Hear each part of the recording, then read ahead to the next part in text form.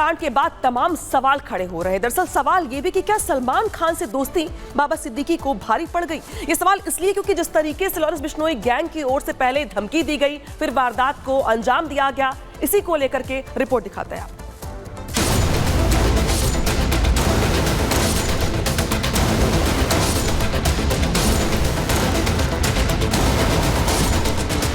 NCP नेता बाबा सिद्दीकी की मौत से माया नगरी मुंबई दहल उठी है। बाबा सिद्दीकी की हत्या किसने की, अब तक इस पर सस्पेंस है, मगर शक की सुई सलमान खान के जानी दुश्मन लॉरेंस बिश्नोई की तरफ घूम रही है। लॉरेंस बिश्नोई पर शक इसलिए भी किया जा रहा है क्योंकि मुंबई पुलिस ने एनसीपी नेता बाबा सिद्दीकी की हत्या करने के आरोप में जिन 2 आरोपियों को गिरफ्तार किया है, उन्होंने पूछताछ में लॉरेंस बिश्नोई गैंग से जुड़े होने का दावा किया है।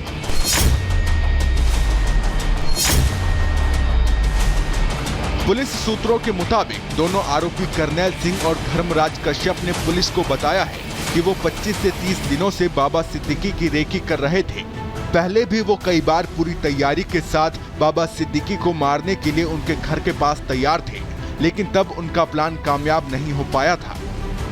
लेकिन दशहरा के मौके पर दोनों आरोपियों को वो मौका मिल गया जिसका वो 25 से 30 दिन से इंतजार कर रहे थे, और इस बार लॉरेंस के शूटरों ने एनसीपी नेता बाबा सिद्दीकी की हत्या कर दी। लॉरेंस के शूटरों ने बाबा सिद्दीकी को क्यों मारा, इसका तो अभी तक खुलासा नहीं हो पाया है, लेकिन माना जा रहा है कि सलमान खान से नजदीकियों के चलते ही लॉरेंस बिश्नोई गैंग ने मर्डर की इस वारदात को अंजाम दिया है।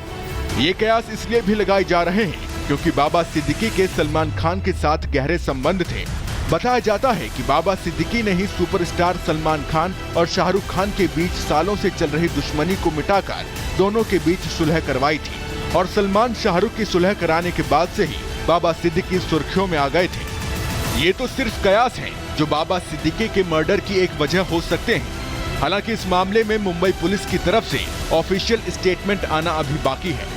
इन्वेस्टिगेशन कई खुलासे कर रही है। जिन 2 शूटर्स को अरेस्ट किया गया, इन्होंने बताया कि वो लॉरेंस बिश्नोई गैंग से जुड़े हुए हैं, क्योंकि सलमान खान के बेहद करीबी माने जाते हैं बाबा सिद्दीकी। लॉरेंस बिश्नोई अक्सर सलमान खान को जान से मारने की धमकी जो है वो देता रहता है। क्या उसी के चलते ये पूरी वारदात को अंजाम दिया गया? तमाम ऐसे सवाल है जो कि मुंबई पुलिस के सामने खड़े हो रहे हैं, और मुंबई पुलिस का कहना है कि हर थ्योरी पर मुंबई पुलिस काम कर रही है। मर्डर की सनसनीखेज घटना के बाद मुंबई क्राइम ब्रांच को मर्डर की गुत्थी सुलझाने की जिम्मेदारी सौंपी गई है, जिसकी महाराष्ट्र से लेकर यूपी हरियाणा तक जांच चल रही है। यहाँ एक गौर करने वाली बात यह भी है कि लॉरेंस गैंग जब भी अपने किसी दुश्मन को मारता है तो वो खुद सामने आकर मर्डर की जिम्मेदारी लेता है, लेकिन अभी तक लॉरेंस गैंग की तरफ से ना कोई बयान आया है और ना ही कोई पोस्ट। इसलिए मुंबई पुलिस मर्डर की इस घटना की हर एंगल से जांच करने में जुटी है, और जल्द ही पुलिस कुछ नए खुलासे कर सकती है। Bureau report, Republic Bharat. तो देखते ही देखते आखिर कैसे फैल गया बिश्नोई के गैंग का साम्राज्य, की सवाल खड़ा हो रहा है, क्योंकि दरअसल जो तथ्य है वो ये बताता है कि भारत के 11 राज्य ऐसे हैं जहां पे बिश्नोई गैंग का जो साम्राज्य वो दिखाई देगा आपको। गैंग में 700 से ज्यादा जो शूटर्स है वो शामिल है। हालांकि कैसे मिलते जुलते ही अपने आप में सवाल बना हुआ है। यूपी, बिहार, हरियाणा, राजस्थान, पंजाब के जो शूटर्स है वो उसकी गैंग में शामिल है। गैंग में गोल्डी बराड़, रोहित गोदारा, अनमोल बिश्नोई भी शामिल है जो उसके मुख्य गुर्गे हैं। इसके अलावा गुजरात के साबरमती जेल में बंद है जिसका पूरा का पूरा सरगना है बिश्नोई। वो गुजरात जेल में बंद है, लेकिन वहीं से ऑपरेट करता है और अपने शूटर्स को बड़ी बड़ी वारदात करने के लिए निर्देश देता है, और बड़ी बड़ी वारदात को अंजाम देने के साथ साथ अब वो पुलिस के लिए चुनौती यहां पर बना हुआ है। और इसी के साथ साथ यहां पर जो सवाल खड़ा होता है वो ये भी है कि आखिर कैसे वो यहां पर बड़ी बड़ी वारदात को अंजाम दे रहा है। और जिस तरीके से यहाँ पे अगर बात करें हम पूरे के पूरे हत्याकांड की, तो कई चेहरे ऐसे हैं जो इस पूरे के पूरे मामले में अब पुलिस की निगाहों में है, और इनको लेके जो जांच है पुलिस की ओर से वो चल रही है। सवाल खड़ा होता है कि बिश्नोई गैंग के जो अवैध हथियार की जो सप्लाई है वो होती कैसे है, कहां से हथियारों की सप्लाई होती है, ये भी सवाल खड़ा होता है। इसी के साथ साथ सवाल ये भी है कि आखिर ये मध्य प्रदेश के धार, बड़वानी, रतलाम, खंडवा, खरगोन, ये वो इलाके हैं जहां से इनको हथियार मिलते हैं। इसके अलावा यूपी के मेरठ, मुजफ्फरनगर, अलीगढ़ से भी यहाँ पे हथियार सप्लाई होते हैं। इसके अलावा बिहार की मुंगेर, खगड़िया से भी यहाँ पे हथियार इनको पहुंचाए जाते हैं, उपलब्ध करवाए जाते हैं।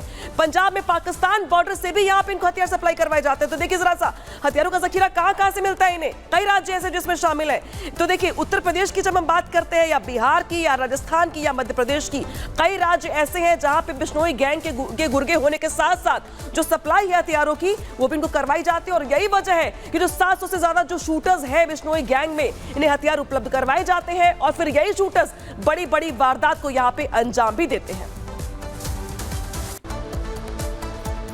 तो मायानगरी मुंबई में अगर हम बात करें, जिस तरह से लॉरेंस बिश्नोई के इन सरगनाओं ने दहला कर रख दिया पूरी मुंबई को, लेकिन अब सवाल ये भी खड़े हो रहे हैं कि ऐसा तो नहीं लॉरेंस जो है दाऊद इब्राहिम के रास्तों पर चल पड़ा है, इस तरह की घटनाओं को अंजाम दे रहा है, क्योंकि जो सलमान के करीबी हैं सोशल मीडिया पर लगातार उन्हें भी धमकियां मिल रही हैं।